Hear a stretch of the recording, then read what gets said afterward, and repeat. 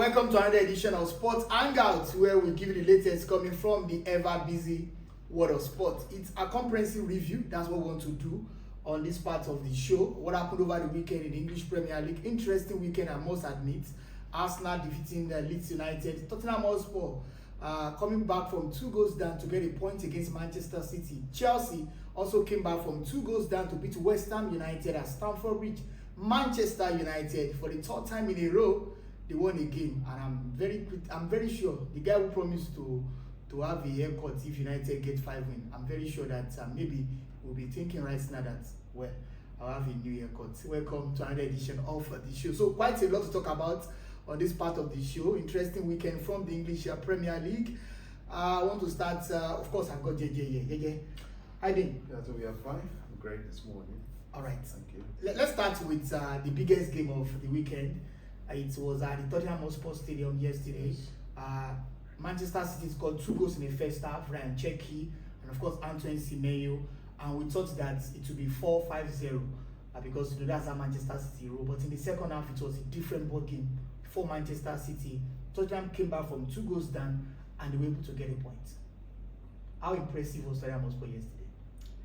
Well, I always, football can be so unpredictable sometimes, but it's one thing that's constant with football is you can expect the unexpected to happen any moment. And I think we are looking at Tottenham Hotspur, their comeback yesterday. They've been terrible this season. They've been terrible, they've been pathetic, but in the past couple of games, except the game they lost against West Ham United, they've been against Burnley, the comeback, they beat Borussia Dortmund, and so against Man City, what changed was first half. If you notice that first half, Man City had enough chances to play through them, yes. And of course, once you give Man City the chance to play through you, they will destroy you. You can understand because they play a possessive, expansive, possessive football, and that was what made it difficult for Man City in the first half. The second half, there was a change in that. Tottenham blocked the chances of Man City playing through them through the middle, and it became really difficult. Watch the game against Man United as well, Man City, Man United. So that was the same thing that happened. Man United from the start gave City no breathing space to play through them, and so I think it gets to a time teams will need to understand that this is a certain way you can play against Man City to get results from there. Apart from that, Guardiola's tactics this season, especially in the second half, I think teams have found him out. Not just that, the quality of players that Guardiola has now at Man City, I don't think you can call them world class. They just average players. But they still got quality in that squad. Antoine Semenyo has got 4 goals for City since joining from Bournemouth. Ryan Cherki, one of the new bikes of Man City, he also scored yesterday. So they've got McGahey, who joined for 20 million pounds from Crystal Palace. So in terms of quality, they have a lot of quality. Yes. Now look at Man United. When Ruben Amorim was here, a lot of people said the players were not good enough. We needed to change, we needed to buy an entire squad. When I look at Man United under Carrick, 3 games in a row, 3 wins, 3 games, 3 wins in a row, and all of a sudden it seems these players have quality again. Now in football, this is what happens. If you have the best quality in your squad, if you have quality more than the opposition, but your energy can't match the opposition's, then you're in trouble. Man City, they've got the quality. Yes, you talk about I think they're looking for the synergy, right? They don't have the energy to match. And so the connection. If I look at their major capitulations this season, it's been during the second half, especially this year against Chelsea, against Brighton as well. Against Man United themselves, they conceded 2 goals in the second half, and now they've done it again against Tottenham. They have quality, but their quality can't match. They didn't match the energy of these teams they drop points again. And that's going to be the undoing this season, and that's the major situation that Guardiola needs to address quickly. Otherwise, they find themselves where they don't want to be. Before we go leave Manchester City, how costly would this defeat be for Manchester City? Because now, if you check the Premier League log now, because of the fact that they dropped 2 points, Arsenal won their game against Leeds United on Saturday. They've now extended the gap to 6 points, and we have 14 matches to the end of the season. Do you think that City are already losing the title already? I mean, this is match day 24. They've still got 14 more matches, but these 2 points that they've dropped to Tottenham Hotspur, how costly would that be in their charge of challenging Arsenal for the Premier League title? Well, to be, I personally, I think the situation with Man City now, Man City have got to be wary of Man United in the 4th position now. Really? To Arsenal You are putting Man United in the conversation right now. I mean, I'm not talking about the title now. I'm talking about they are close. Even that spot for 2nd position. It's not they guaranteed. need to be wary of Man United in 4th than Arsenal in 1st. Arsenal are 7 points above them right 6 now. points. 6 points. They are just 5 points above Man United. Wow. So if you look at the proximity of things, Wow. they are closer to Man United than Man United are closer to them than they are closer to Arsenal. So I am pretty. I tell you, if Man United continue this way and they continue to drop points, Aston Villa are not any better themselves. Man United can ultimately go and place them in the 2nd position. Let's talk about Chelsea, the world champions. Yeah. Yeah, they are the world champions, whether we like it or not. Over the weekend against West Ham United, I mean, a lot has been said about their new manager, Liam Rossinion. He's been getting some impressive results, but at Stamford Bridge on Saturday, everywhere falls blow. Let me use that word for Chelsea fans. I mean, considered 2 goals in the first half. I thought that they were going to lose that game, but they got back into that game. Yeah. Came back 2-2, and then with arguably the last kick of the game, Enzo Fernandez scored the winner for Chelsea. Now, how will you describe the performance of Chelsea and the fact that all this comeback, will they always be lucky to come back to a game and win? I think if you look at BBC Yoruba always describes Chelsea as Bijebuda, or something like that, because they've got the money and they've been throwing the money around. And I think the policy of recruiting players at Chelsea, the policy is good, because eventually they do sell some of these players even for a higher price. Yeah, I mean, when they have only managed to play a couple of games. I don't know how they do it, but the thing is, a majority of these players are not good enough. And that was what happened on Saturday. The team of players the first 11 that came in the first half, they struggled seriously against West Ham United. So it meant that these were the squad depth they thought they had. These were the ones that they don't have enough quality. They have the numbers, but the quality is not there. It's lacking. And so the first half, it was like West Ham was at home and they had like a stroll in the park for them. It was relatively easy performance, and I think I was thinking it was a huge gamble from Liam Rossinion. I think he was thinking mentally about Arsenal on Tuesday. And so he left these key players on the bench, and I thought thankfully he didn't disappoint. If he were someone like Ruben Amorim, I'm pretty sure he would have waited till almost it was over. And Liam acted. You could argue if that was a genius move or it was a huge gamble, but I tell you it's a gamble, because he could have ended really bad for Chelsea FC, and they were lucky that in the second half he brought in those players, and you saw I talked about quality matching energy. Yes, the energy was the energy as well as the quality. It went for and it. When you have quality, and your team has quality as well as the energy, you can be sure that you will either maintain your win or you even win by fine margins, by huge margins over the rival. And so that was what happened with Chelsea.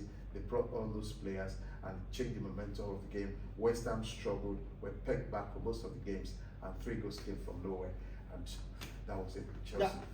Before we leave Chelsea, quickly, I mean, the build up to that, just now, Chelsea will take on Arsenal on Tuesday. And you did say that the manager rested some players because of that game against Arsenal on Tuesday. Now, Chelsea have a big task at the Emirates Stadium, and they lost the first leg. That was Liam Rossinion's first game in charge of Chelsea. They lost the first leg 2-3 at Stamford Bridge. They need to go to Arsenal and overturn that deficit. Very important. They need to score 2 reply goals to qualify into the final of that competition. Do you think they can become the second team to beat Arsenal at the Emirates Stadium this season? Remember, last week Arsenal lost to Manchester United. Of course, you look at this. I think Chelsea, since they appointed Liam Rossinion, they've played like 6 or 7 games and lost just 1. The only one. In fact, I just got to know yesterday that there was a Chelsea fan that had, this Man United fan that said he wasn't cutting his hair until Man United won 5. I think there was a Chelsea fan that did similar thing.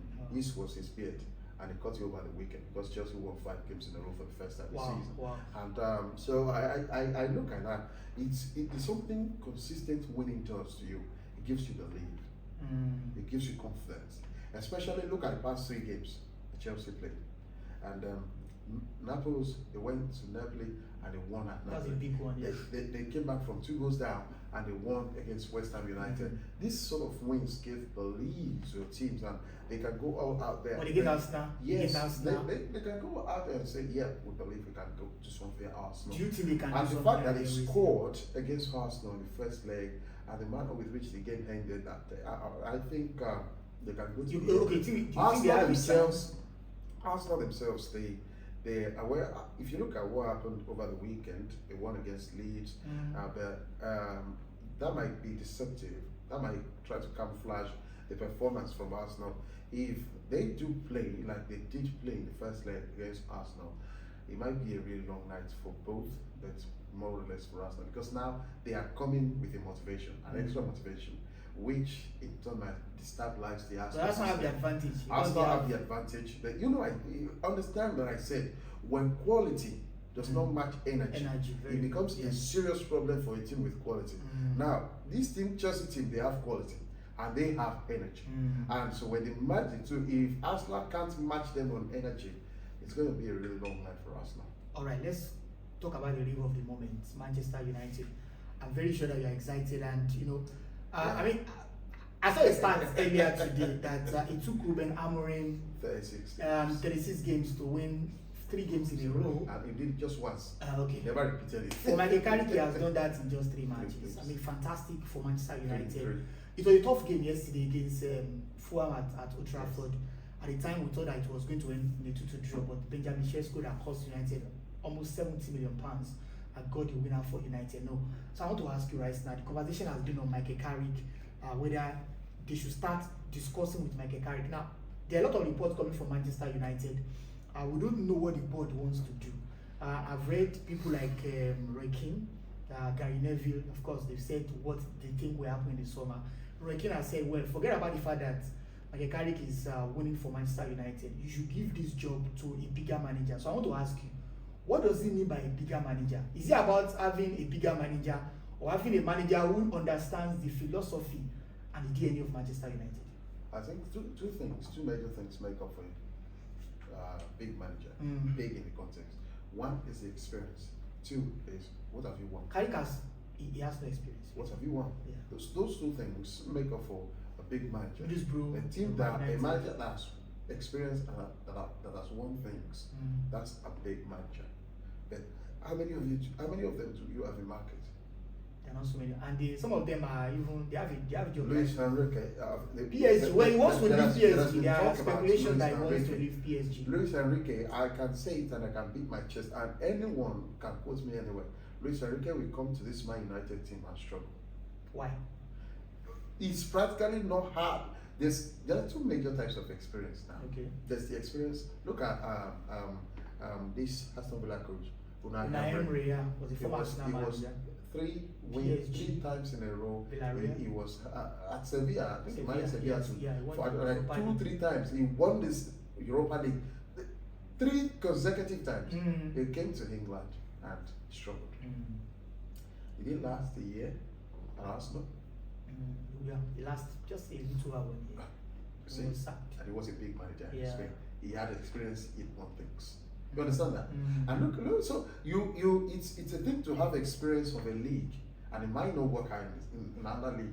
We've seen how managers, big managers from big clubs in other leagues, even in major leagues in Europe, how they come to England and they fold up. Based on what you have said right now, I want to presume that if you are the director of Man United, you give Michael Carrick the contract and a permanent. If I were the director, or you will wait till the end of the season. if I were the director, because people are saying give him 5-year contract, he has done enough. If I were the director, I think the thing is why a lot of people are saying, or why some people are saying you don't give Michael Carrick the job now is because of what happened with Ole Gunnar Solskjaer. He was given the job after impressive performance, and they should understand he didn't fold up the first year, the second year. Things happened in his third year, and the thing that happened, he himself came out to say it was a huge mistake getting Cristiano Ronaldo into that team. It destabilized. 2021, yes, that was a big name. But sometimes big names don't win you things. They don't get. But Ronaldo scored 21 goals for United. He scored 21 goals, for God's sake. But then Cavani, even though he was injury prone, he did score in the previous games. He did score many goals. Bruno Fernandes had 28-20. He had 20 multiples of 20 goals before Cristiano Ronaldo came. So what we needed right there was a balance and investment. Besides, he was suggesting players. He was pointing at players he wanted. The board of management, so terrible management, they went after other players. And so I think if the board, if they are ready to back the new manager, if they can give Michael Carrick the try. I say again, which manager do you want to take? Do you want to bring on board now? You can't definitely get Pep Guardiola, and certainly will Arteta. Arteta hasn't won except the FA Cup he won in 2019. It's not a big manager in terms of winning things as well, but he has the experience of the league. And then I definitely don't see Jurgen Klopp coming to Man United. So United should just stick with Michael Carrick. I'm just curious, which manager do we want to get on board? But Roy Keane is saying that they need a bigger manager. Who is the big manager? Who is the big manager? So he says a bigger manager. That means that he knows that Carrick is a big manager. Okay. But he needs which manager is bigger than you have available? Maybe Oliver Glasner. Oh, come on. Come on. We're not ready for that three at the back again. Never. We talked about the DNA. We're looking this manager, we're talking about someone who's got to have the experience of the Premier League. When it's not 2004 when a certain Jose Mourinho can just come out of the blues and you look at that Chelsea team there, boy, you knew they had quality and they had energy. And Jose Mourinho at that time, he was a psychomaniac. He knew how to ginger those boys to get performances out of them, to knock. So and at the same time, Sir Alex Ferguson, he was overseeing a team that was aging. And needed to refresh. It was a new generation of players who wanted to bring on board. And so people just talk about perspective from the surface. They don't go in depth. Look at things, the cause and the effect. They just see the effect. What caused the effect? And so now I tell you, man, you see what Arteta has been doing at Arsenal over the years. It's okay, yes, he's had experience under Pep Guardiola. This guy has played under Sir Alex Ferguson. This guy he's managed under Ole Gunnar Solskjaer for almost 3 years. It's not like the Premier League is new to him. We can always almost start from somewhere. And if it doesn't work, I think that's the fears. That's the fears of chopping manager. If he is backed, and I think we have a crop of really good recruitment team now. If he's backed well, I think we are going to do well with Michael Carrick. Let's leave United and let's anchor our conversation on Arsenal Football Club over the weekend, so that Arsenal fans will not be angry that we don't talk about them. They went to the Elland Road. Now, I've heard a lot of I've heard many rival fans say, well, it's just against Leeds United. It's not a big deal. But this same Leeds United played against United. I think they got a point against United. Against Liverpool, they got a point. Against Manchester City, City almost lost that game, but City were able to win. So it has obviously been difficult playing against Leeds United. But Arsenal went to the Elland Road and scored 4 goals. Not the Madueke scored its first Arsenal goal, because that goal was confirmed after 24 hours. Do you think it's now or never for Arsenal to win Premier League title? They have the advantage. Everything is working in their favor. Talking about Arsenal Football Club. Do you still think Arsenal can still bottle it up, or do you think that this season is their season? If Arsenal don't win the league this season, the blame is on them. Of course, it's their title to lose. The blame is on them. It's not on the referees. It's not on the management from somewhere from English. On the players and the manager. It's on the entirety of Arsenal, because things are working out for them now. Now it's not the time for them to be complacent or to capitulate. And how do you do that? You need to match the same level of motivation you had when you were winning things and things were. So right now, Man City and Aston Villa, the two teams happen to be the major rivals they are, and they've been faltering. So if Man City, if Arsenal do not win the league this season, it's their fault. It's a jailable offense for the entire I think it's a jailable offense. So because but then we've seen major capitulations before. You remember 2011 season, Man United were 8 points above City, and eventually City won the league. I understand why Arsenal fans are a bit skeptical about this because that's happened before. Yes, well, I think this Arsenal team is a bit different. PTSD makes you scared of. So, for example, just talk about the depth in Arsenal squad. Before the game against Sunderland, Bukayo Saka got injured. In fact, it was on the team sheet. Like 15 minutes to the game, he got injured, and then Noni Madueke came in for Saka, and he scored a goal, and also the assist. I mean, that's the level of quality that Arsenal have right now. So 3-4 years ago, if Saka gets injured, I mean, that would have been over for Arsenal. But they're not even thinking about Bukayo Saka because there is Noni Madueke, there's Victor Gyökeres, there's Gabriel Jesus, there's Odegaard, there's Eze, there's Saliba, there's Muslera, there's Gabriel, there's Nkampe, there's Kalafi, there's Sterling, there's Kepa, there's Raya. You got at least 2 players in each position. So the depth in squad right now is better than it used to be. You can mention them all. The thing is, if capitulation will happen, it's going to happen. You can trust me that you can't. The other halves you mentioned, you can't entirely trust them to feel them week in, week out against. That's why they are called reserves or the benches. You always want to feel your strong team, and that's important to get things running and popping in. So, but I say again, if Arsenal don't win the league this season, for me, the entire play is on them because right now things have been working out in their favor, and they only need to keep the momentum, find the momentum, keep it, and for Arsenal the champions. Of course, that's all for our comprehensive review over the weekend in the English Premier League. We've talked about Arsenal, we've talked about Manchester City, we've talked about Manchester United, we've talked about Chelsea as well. And let's get your reactions, let's get your comments on our comment section. Please comment, and of course like our post, engage our post. Is very important so that we'll get our feedback from you. Until next time, we are going to meet. I remain Toby. And I'm JJ. Don't forget to subscribe and hit the notification bell. Thank you.